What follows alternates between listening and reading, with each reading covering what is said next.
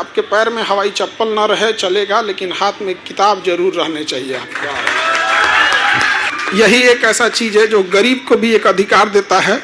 एक समय जाके आप कहीं भी जा सकते हैं। यहाँ पर आपको आगे बढ़ने के लिए, बिजनेस के लिए पूंजी चाहिए होती है। शिक्षा जो है बहुत कम पूंजी में आपको बड़ा चीज़ दे देती है।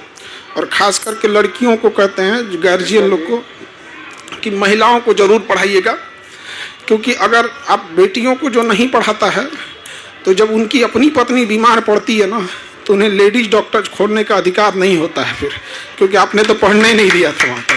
शिक्षा से जुड़ा मामला था, इसलिए हम आ गए। ये कोई अगर नॉर्मल मेला रहता तो हम नहीं आ पाते यहाँ, क्योंकि ये पुस्तक का मेला है।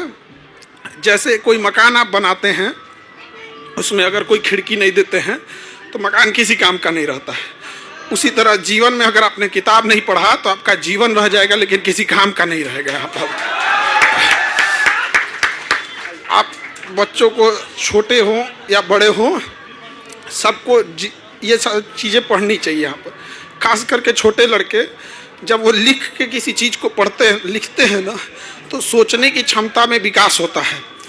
क्योंकि हम बोलने के क्रम में कुछ भी बोल देते हैं, लेकिन जब हम उसे लिखते हैं ना तो उतना कुछ नहीं लिख पाते हैं। तो जिसकी लेखन शैली ठीक है ना, उसके लिए चीज़ें अच्छी। इसलिए आप किसी भी बड़े एग्जाम को देखिएगा, यूपीएससी हो, पीसीएस हो, तो उसमें रिटेन मेंस का बहुत महत्व होता है।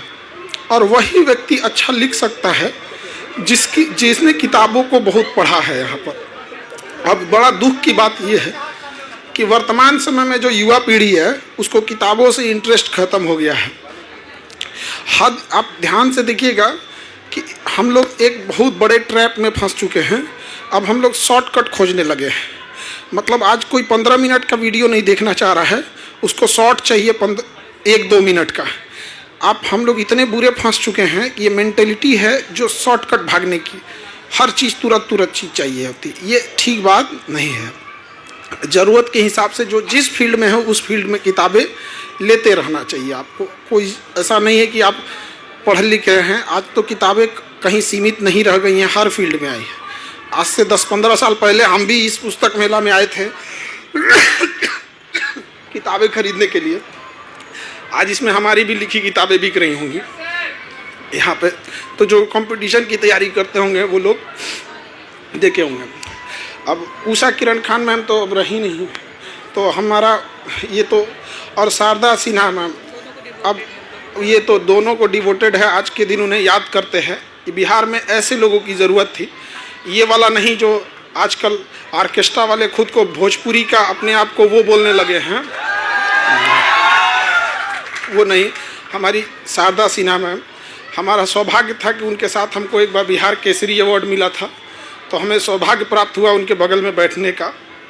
फिर संसद के पार्लियामेंट का एक ग्राउंड है, वहाँ एक तो कोई पुरस्कार था, बिहार अस्मिता, बिहार गौरव पुरस्कार। तो हमारी उस टाइम उनसे आखिरी मुलाकात थी। फ़ोन पे बात होते रहता था, लेकिन किसी को नहीं लगा था कि हमारे बीच से, वो भी छठ जैसे त्यौहार के दिन, शारदा सिन्हा जी नहीं रहेंगी। छठ में उनका गीत न बजे तो छठ पूरा नहीं होगा। जिस तरह से अर्घ होता है, नहाए खाए है, खरना है, उसी तरह शारदा सिन्हा जी का गीत है। उनके बिना ये संभव नहीं होता, अच्छा नहीं लगता यहाँ पर। तो अब हम ज़्यादा नहीं बोलेंगे, लेकिन हाँ इतना ज़रूर बोलेंगे कि आपके पैर में हवाई चप्पल ना रहे चलेगा, लेकिन हाथ में किताब जरूर रहने चाहिए आपको। यही एक ऐसा चीज़ है जो गरीब को भी एक अधिकार देता है। एक समय जाके आप कहीं भी जा सकते हैं। यहाँ पर आपको आगे बढ़ने के लिए, बिजनेस के लिए पूंजी चाहिए होती है। शिक्षा जो है बहुत कम पूंजी में आपको बड़ा चीज़ दे देती है। और ख़ास करके लड़कियों को कहते हैं, गार्जियन लोग को, कि महिलाओं को ज़रूर पढ़ाइएगा, क्योंकि अगर आप बेटियों को जो नहीं पढ़ाता है तो जब उनकी अपनी पत्नी बीमार पड़ती है ना, तो उन्हें लेडीज़ डॉक्टर खोलने का अधिकार नहीं होता है फिर, क्योंकि आपने तो पढ़ने नहीं दिया था वहाँ तक। और ज़रूरी है महिलाएं पुरुष सारे लोग पढ़ें, आगे बढ़ें, यही हमारी शुभकामनाएं हैं।